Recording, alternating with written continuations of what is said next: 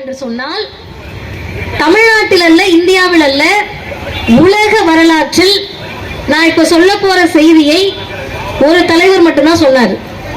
என்ன செய்தினா, எல்லாருக்கும் ஒரு ஒரு பற்று இருக்கும்.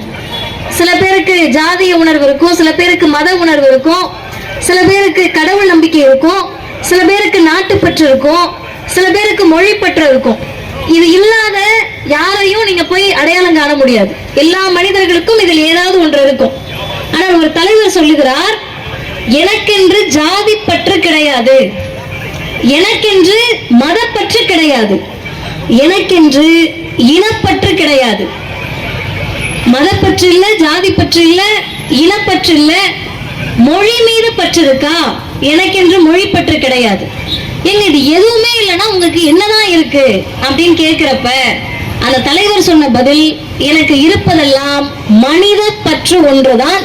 சொன்ன தலைவர் பகுத்தறிவு பகலவன், அறிவுலக பேராசான் தந்தை பெரியார் அவர்கள். அதற்கு அடுத்த வரி ஐயா என்ன குறிப்பிடுறாருன்னு கேட்டா, எனக்கென்று தேசாபிமானம் கிடையாது, எனக்கு இருப்பதெல்லாம் மனிதாபிமானம் ஒன்றுதான்.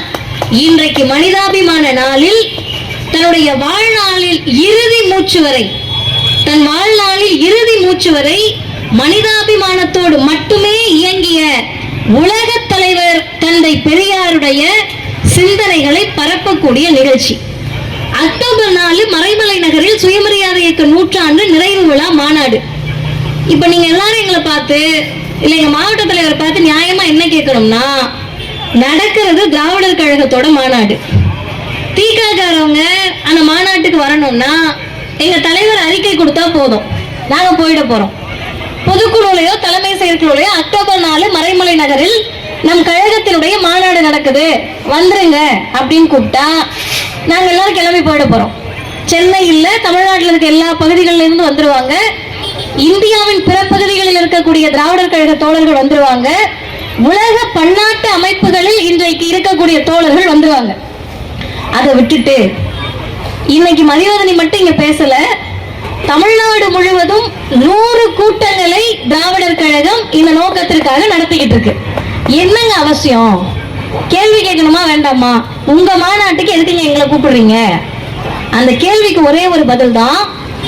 ஒரு கட்சி ஒரு மாநாடு நடத்துகிறது என்று சொன்னால் அது அந்த கட்சியினுடைய கொள்கை விளக்க மாநாடு.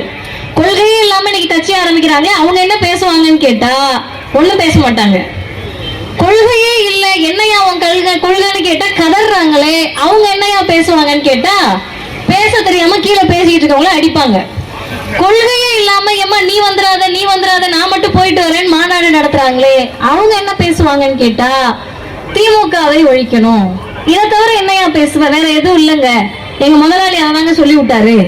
இப்ப ஒரு கட்சியும் ஒரு நோக்கத்தோடு மாநாடு நடத்துவார்கள்.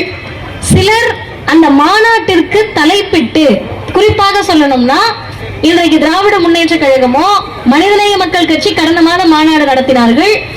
விடுதலை சிறுத்தைகள் கட்சியோ அல்லது இன்றைக்கு இந்தியா கூட்டணியில் இருக்கக்கூடிய கட்சிகளோ மாநாடு நடத்துகிற போது மக்கள் நலன் சார்ந்து, தமிழ்நாட்டு நலன் சார்ந்த கோரிக்கைகளை முன்வைத்து மாநாடுகளை நடத்தி வருகிறார்கள். இப்படி நடக்கக்கூடிய மாநாட்டுக்கும் இந்த மாநாட்டுக்கும் ஒரே ஒரு வித்தியாசம் தான். என்ன வித்தியாசம்னு கேட்டா, மற்ற மாநாடுகளில் கட்சியின் உறுப்பினர்கள் போய் கலந்து கொள்வார்கள். ஆனால் சுயமரியாதை இயக்க நூற்றாண்டு நிறைவு மாநாட்டில் கருப்பு சட்டை போட்டு திராவிடர் கழகத்தில் இருப்பவர்கள் மட்டுமல்ல, தந்தை பெரியாரால் தலை நிமிர்ந்த தமிழ் பெருமக்கள் நன்றி சொல்லுவதற்காக வருகின்ற அக்டோபர் 4 மறைமலை